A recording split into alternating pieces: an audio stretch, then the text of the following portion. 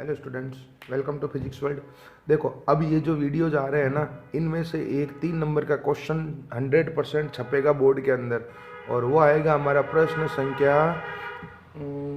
संख्या model paper के अंदर। मैं आपको बता देता हूँ, ये बोर्ड का मॉडल पेपर है और इसके अंदर क्वेश्चन नंबर छपेगा ये 16वां। विभव मापी की सहायता से बाय यूजिंग पोटेंशियोमीटर 3 नंबर के अंदर क्वेश्चन छपेगा, इसलिए बहुत ही ध्यान से समझें। अगर किसी ने पूरा पार्ट ध्यान दिया हो और अब अगर ध्यान नहीं दिया हो तो बेटा कोई मतलब नहीं है। अभी तक जितना भी पढ़ा ना उसमें से 1 नंबर का छोटा क्वेश्चन आएगा, और अब जो सर्किट पढ़ने जा रहे हैं ना उसमें 3 नंबर का क्वेश्चन 100% छपेगा। तो पहली बात, तो विभव मापी के अंदर कौन कौन से प्रयोग हैं हमारे कोर्स में? पहले 5 थे, अब 4 है। पोटेंशियोमीटर के अंदर सर्किट कौन कौन से हैं? देखो, एक एक सर्किट को 10-10 बार रफ में बना के याद कर लेना, क्योंकि सर्किट गलत तो सब गलत। इसके अंदर हमारे कोर्स में 4 है। एक तो है प्राथमिक सेल का आंतरिक प्रतिरोध ज्ञात करना। क्या है? प्राथमिक सेल का आंतरिक प्रतिरोध ज्ञात करना। और एक एक लाइन को समझना, जैसे मैं बोल रहा हूँ, जैसे मैं सिखा रहा हूँ ना सर्किट के अंदर, यानी कि to find internal resistance of primary cell. ठीक है, जैसे मैं सिखा रहा हूँ उसी फॉर्मेट में याद रखना है कि सबसे पहले कौन सी की को ऑफ करते हैं, कौन सी को ऑन करते हैं। मतलब जैसे मैं वीडियो में समझा रहा हूँ ना, ताकि आप मन से भी भाषा लिख सकते हो, फिर नोट्स में वैसे ही भेज दूंगा, कोई दिक्कत नहीं है। दूसरा है हमारा 2 सेलों के विद्युत वाहक बलों की तुलना करना, यानी कंपेयर ईएमएफ ऑफ 2 सेल्स। तीसरा है वोल्ट मीटर का अंशांकन, यानी वोल्ट मीटर का कैलिब्रेशन। और लास्ट है अमीटर का अंशांकन, अमीटर का कैलिब्रेशन। ये 4 सर्किट हमारे कोर्स के अंदर है, तो बहुत ही ध्यान से समझना। इस साल ये क्वेश्चन आएगा, देखना, मैं कह रहा हूँ आपको। फर्स्ट सर्किट, और तो सर्किट 10-10 बार बना लेना बच्चों, 10-10 20-20 बार बना के याद कर लेना इनको, नहीं तो नंबर कट जाएंगे। क्वेश्चन नंबर 16 इन 4 में से एक आएगा, 101% छपेगा। अब यहाँ पर क्या है कि कुछ टर्मिनोलॉजी यूज होगी तो मैं आपको थोड़ा सा बता देता हूँ। विद्युत वाहक बल, ईएमएफ क्या होता है, टर्मिनल वोल्टता या टर्मिनल विभवांतर क्या होता है, ये बेसिक चल रहा है। टर्मिनल वोल्टेज क्या होता है, एक आएगा। जैसे ये क्या है कि ये सब 5वें चैप्टर के अंदर है, जो अब ये जो चीज़ें बता रहा हूँ। सेल का आंतरिक प्रतिरोध क्या होता है, इंटरनल रेजिस्टेंस क्या होता है, फिर इसी के साथ में अपन ये 3 तो यही काम आएंगे। ठीक है, मैं लेकिन फिर भी चैप्टर नंबर 5 के अंदर जितने भी डेफिनेशंस है उनका थोड़ा सा मैं गुणगान गा देता हूँ यहाँ पर। एक आएगा अपवाह वेग किसे कहते हैं, अपवहन वेग किसे कहते हैं, यानी कि ड्रिफ्ट वेलोसिटी किसको बोलते हैं। अभी एक एक को समझा रहा हूँ। एक आएगा गतिशीलता किसको कहते हैं, मोबिलिटी किसको बोलते हैं। ये सब टर्मिनोलॉजी में आपको थोड़ा लेके जा रहा हूँ चैप्टर नंबर 5 में। यहाँ पर तो ये 3 काम आएगी, लेकिन ये 3 भी बता देता हूँ, इनमें से भी एक क्वेश्चन छपेगा, तो थोड़ा सा सुनना, बहुत ध्यान से सुनना। ये सारी आपको चैप्टर नंबर 5 के अंदर मिल जाएगी। देखो, मैं बताता हूँ आपको क्या नाटक है इनका। जैसे कि, क्योंकि मैं बार बार लिखूंगा कि जैसे ये सेल इसमें है तो ये विद्युत वाहक बल हो गया, ईएमएफ हो गया, अभी टर्मिनल वोल्टेज हो गया, तो आप थोड़ा कंफ्यूज ना हो जाओ, इसके लिए थोड़ा सा बता देता हूँ। और इनके भी मैं नोट्स भेज ही दूंगा आपको लगे हाथ। सबसे पहले मैं आपको बताता हूँ अपवाह वेग किसे कहते हैं, या अपवहन वेग किसे कहते हैं। 2017 बोर्ड में पहला सवाल यही था, ड्रिफ्ट वेलोसिटी किसको बोलते हैं। मेरा तो गला खराब हो गया पढ़ा के, चिल्ला के अब भी तुम ना पढ़ो तो कोई मतलब नहीं है। और ये सारी कहाँ मिल जाएगी आपको? जो राजस्थान बोर्ड की ओरिजिनल बोर्ड की बुक है, हिंदी मीडियम और इंग्लिश मीडियम, उसमें चैप्टर के पीछे जो महत्वपूर्ण बिंदु है पार्ट नंबर 5 में, उनके अंदर ये सारी परिभाषाएं मिल जाएगी। पहले मैं समझा देता हूँ, वहाँ से देख लेना, मैं नोट्स भी सेंड कर दूंगा। ठीक है, ये इस पार्ट में काम नहीं आएगी, लेकिन फिर भी पढ़ ही लेते हैं, बता देता हूँ उस पार्ट की सारी परिभाषाएं। तो अपवन वेग किसे कहते हैं? ये कोई चालक है, कंडक्टर है। ठीक है, इसके ऊपर मैंने बाह्य विद्युत क्षेत्र लगाया, यानी कि बैटरी लगाई इस डायरेक्शन में, प्लस से माइनस। क्या लगाया? बाह्य विद्युत क्षेत्र लगाया, यानी कि एक्सटर्नल इलेक्ट्रिक फील्ड अप्लाई किया। क्या किया? एक्सटर्नल इलेक्ट्रिक फील्ड अप्लाई किया। तो इसके अंदर जो मुक्त इलेक्ट्रॉन है, जो फ्री इलेक्ट्रॉन्स हैं, वो इस बाह्य विद्युत क्षेत्र की विपरीत दिशा में, यानी कि एक्सटर्नल इलेक्ट्रिक फील्ड की ऑपोजिट डायरेक्शन में एक एवरेज वेलोसिटी से चलेंगे, यानी कि एक औसत वेग से गति करेंगे।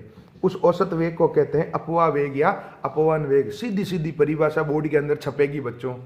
ठीक है, क्या परिभाषा है? मतलब आप समझ गए ना, ये 6 परिभाषा बता रहा हूँ, 6 में से 3 यहाँ इन सर्किट्स के अंदर काम आएगी, इसलिए बता रहा हूँ। और मैं सोच रहा हूँ कि 3 बताने से बढ़िया 6 की 6 बता देता हूँ।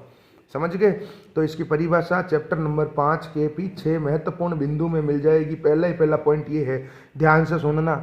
जब किसी चालक के सिरों पर बाह्य विद्युत क्षेत्र आरोपित किया जाता है तो चालक में उपस्थित मुक्त इलेक्ट्रॉन बाह्य विद्युत क्षेत्र की विपरीत दिशा में एक औसत वेग से गति करते हैं। इलेक्ट्रॉनों के इस वेग को अपवाह वेग या अपवहन वेग कहते हैं। When we apply external electric field across any conductor then their free electrons will move in the opposite direction with an average velocity. This velocity of free electrons is called drift velocity. ये पहली परिभाषा 2017 का पहला सवाल। ठीक है, क्या है भाई, जब किसी चालक पर बाह्य विद्युत क्षेत्र आरोपित किया जाता है तो चालक के मुक्त इलेक्ट्रॉन बाह्य विद्युत क्षेत्र की विपरीत दिशा में, आपको एक एक शब्द पे ध्यान देना है, विपरीत दिशा में औसत वेग से गति करते हैं। इस वेग को हम अपवन वेग कहते हैं। यानी when we apply external electric field across any conductor then its free electrons will move in the opposite direction of external electric field. This is called drift velocity. दूसरी परिभाषा आपकी अब आती है, ये विद्युत वाहक बल और टर्मिनल वोल्टता, और ये इसके अंदर काम आएगी। ईएमएफ, इलेक्ट्रोमोटिव फोर्स और टर्मिनल वोल्टेज, इसको टर्मिनल विभवांतर भी कहते हैं, ध्यान से देखना हो। और ये परिभाषा अलग अलग स्कूलों में अलग अलग पढ़ी जाती है। तो जो बोर्ड की बुक में एग्जैक्ट डेफिनेशन है वो मैं आपको बता देता हूँ क्या है, और ये क्वेश्चन भी छपेगा, 100% छपेगा। ध्यान से सुनना, इसकी कहानी क्या है। जैसे मैं कोई बाजार तो चलो छोड़ो, पहले जैसे आप हो, आपने बोला मैं फिजिक्स में 100 नंबर लेके आऊँगा, तो ये आपका विद्युत वाहक बल है, ये आपका ईएमएफ है।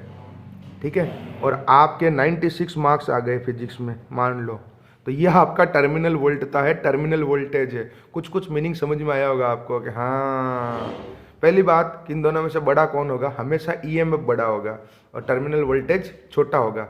लेकिन अभी आके एक अपवाद आएगा, एक्सेप्शन। ठीक है, उसके अंदर क्या होगा, चलो सुन ही लो।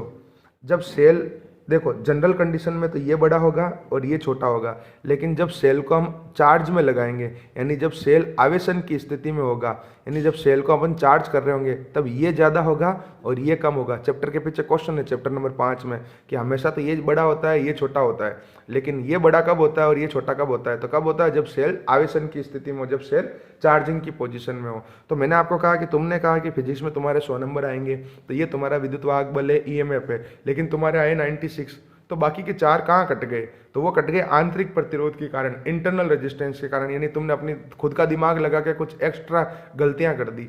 तो अब मैं इसको फिजिक्स की टर्म में बताता हूँ। मान लीजिए मैं बाजार से कोई सेल लेके आया, ये इस सेल के ऊपर लिखा हुआ है 5 वोल्ट, तो ये 5 वोल्ट जो लिखा हुआ है ना, वो उसका विद्युत वाहक बल है, यानी कि ईएमएफ है। लेकिन जब मैंने इसको सर्किट में लगाया ना, तो ये बेटा 4.5 वोल्ट ही चल रहा है, बाकी 0.5 वोल्ट, क्योंकि इसको खुद का खर्चा भी तो निकालना पड़ेगा, खुद का भी तो कुछ न कुछ लपड़ा हो जाएगा इंटरनल रेजिस्टेंस का, तो यानी कि 4.5 हो गया टर्मिनल वोल्टेज। इसका मतलब, ध्यान से सुनना फिर से, ये कोई मैं बाजार से सेल लाया, क्या अभी मैंने इसको किसी सर्किट में जोड़ा, नहीं जोड़ा, यानी कि ये खुले परिपथ के अंदर है। किसमें है, खुले परिपथ के अंदर, यानी ओपन सर्किट के अंदर है। ये सब शब्द इन सर्किट में काम आएंगे। ये खुला परिपथ है, ओपन सर्किट है, क्योंकि परिपथ ही नहीं है। जब स्विच ऑफ होता है ना, उसको बोलते हैं खुला परिपथ, ओपन सर्किट, और जब स्विच ऑन होता है उसको कहते हैं बंद परिपथ। ठीक है, यानी कि क्लोज सर्किट, ध्यान रखना। तो बात आती है कि मैं बाजार से सेल लाया और अभी यहाँ पे मैंने वोल्ट मीटर लगाया इस पर और चेक किया कितने वोल्टेज का है, तो ये कह रहा है मैं 5 वोल्ट का हूँ, तो ये तो हो गया इसका विद्युत वाहक बल, ईएमएफ। ठीक है, और जब मैंने इसके साथ में एक बल्ब जोड़ दिया यहाँ पर, यानी कि इससे मैं करंट ले रहा हूँ, इसको यूज कर रहा हूँ, बंद परिपथ में लगा दिया, क्लोज सर्किट में लगा दिया, अब जितना ये वोल्ट मीटर बताएगा ना, वो हो जाएगा इसका टर्मिनल वोल्टता, यानी कि टर्मिनल वोल्टेज। तो मुझे बताओ, खुले सर्किट के अंदर हम क्या ये जो खुला सर्किट है, ये क्या हम इससे करंट ले रहे हैं, नहीं ले रहे हैं, हम इसको काम में नहीं ले रहे हैं, तो पड़ा है बेचारा। और जब मैंने इसमें बल्ब को जोड़ दिया, सर्किट में जोड़ दिया, तो अब मैं इसमें से धारा ले रहा हूँ, यानी कि अब मैं इसमें से करंट यूज कर रहा हूँ। तो इसकी परिभाषा ये है विद्युत वाहक बल की, ईएमएफ की, कि जब सेल खुले परिपथ में होता है। किस परिपथ में होता है? खुले परिपथ में होता है, यानी सेल से कोई भी धारा ग्रहण नहीं करते हैं। उस समय सेल के जो इलेक्ट्रोड होते हैं यानी टर्मिनल होते हैं, यानी धन टर्मिनल और ऋण टर्मिनल, उनके बीच में जो विभवांतर होगा उसे कहेंगे विद्युत वाहक बल ईएमएफ। यानी when cell is in open circuit and no current is taking from cell, then the potential difference across the terminal of cell is called electromotive force।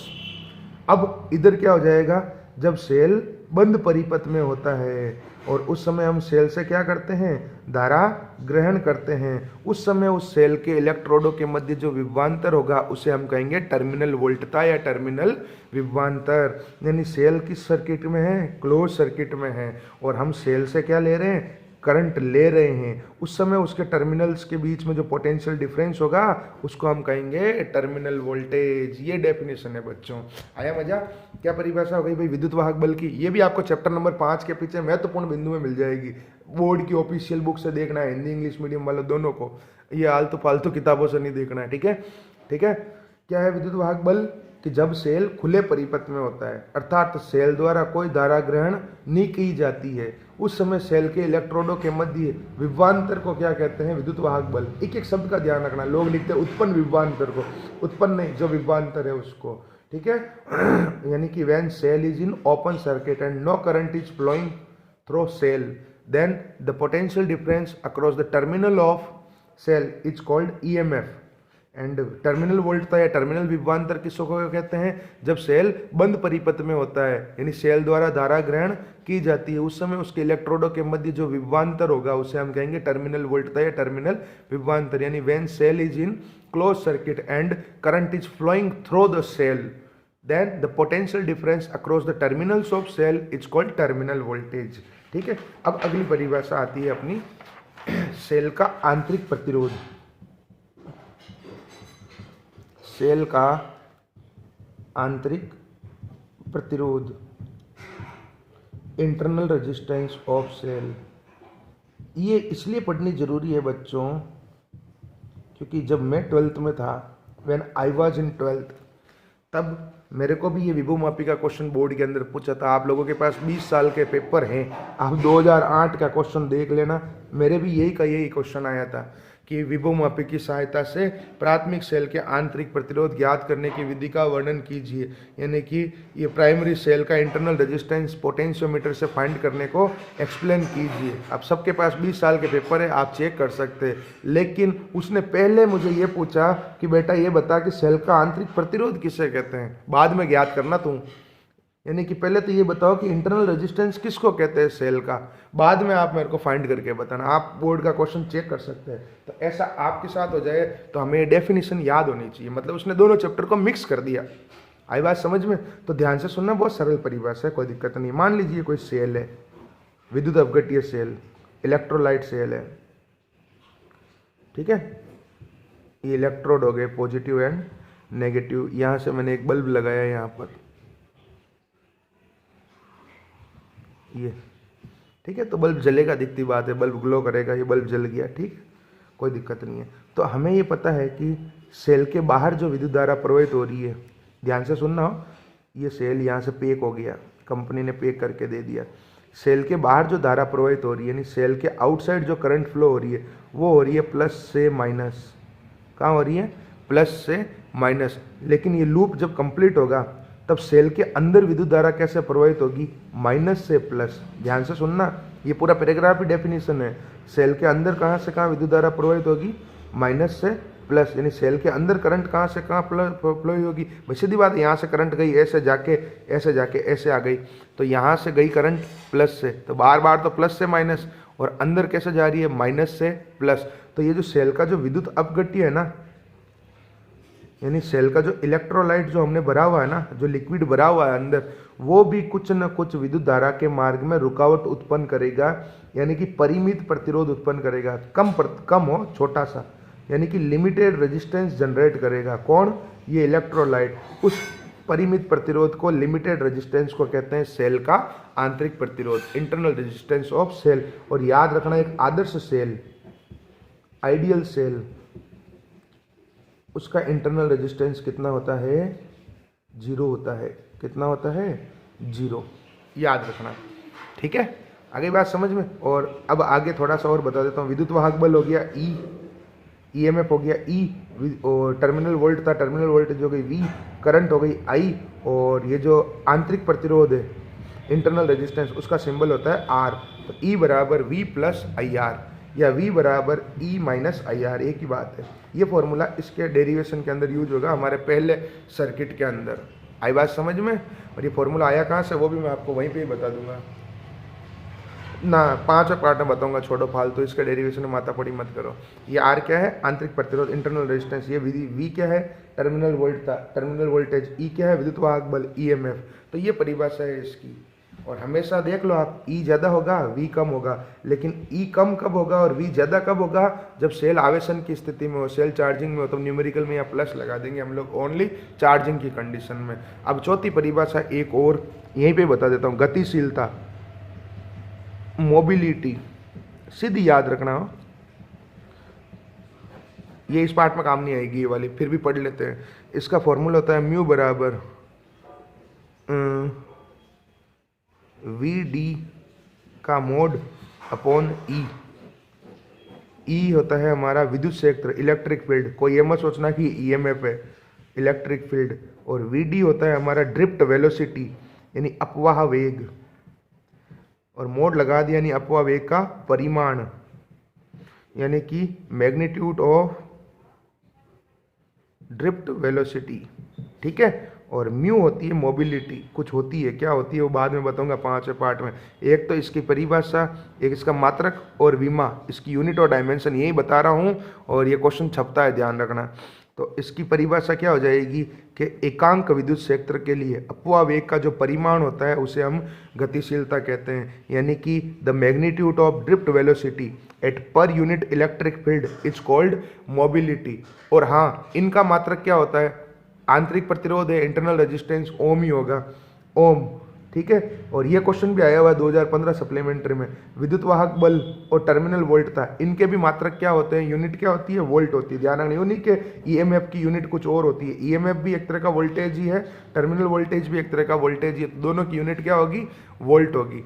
अब इसका भी मात्रक और जो विमा है वो मैं आपको बता देता हूँ क्या होती है। मुझे याद नहीं है, बुक से देख के लिख देता हूँ, एक सेकंड रुको। ये आपको याद करनी है। यूनिट तो इसकी होती है, याद रखना, मीटर स्क्वायर प्रति वोल्ट इंटू सेकेंड।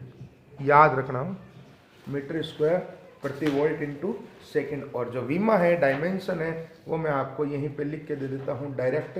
ये क्वेश्चन छपता है, ध्यान रखना, अधिकतर छपता है मीटर स्क्वायर प्रति वोल्ट इंटू सेकेंड। और इसकी जो विमा है, डायमेंशन, वो लिखी हुई भी नहीं है। कोई बात नहीं, आप SP वाली बुक से देख लेना, ठीक है, या फिर फाइंड कर लेना यहाँ पे इसकी डायमेंशन क्या होगी। एक परिभाषा और यहीं पे बता देता हूँ, धारा घनत्व, विद्युत धारा नहीं हो, धारा घनत्व, करंट डेंसिटी, ये भी इसी पार्ट में है, सारी डेफिनेशन हो जाएगी। धारा घनत्व J बराबर I/A। ए है ए का अनुप्रस्थ काट का क्षेत्रफल, यानी कि क्रॉस सेक्शन एरिया। I है विद्युत धारा, तो किसी चालक तार के प्रति एकांक अनुप्रस्थ काट में से प्रवाहित होने वाली विद्युत धारा को क्या कहते हैं? धारा घनत्व कहते हैं। यानी the amount of electric current flowing through unit cross section area of conductor wire it's called current density. आ गया समझ में? हाँ भाई, इसकी जो यूनिट होगी वो भी याद रखना, वो भी क्वेश्चन 2016 के अंदर आ चुका है। धारा घनत्व का ऐसा ही मात्रक, करंट डेंसिटी की ऐसा यूनिट। तो I विद्युत धारा है, इसका हो जाएगा एम्पियर, और क्षेत्रफल का होता है मीटर स्क्वायर।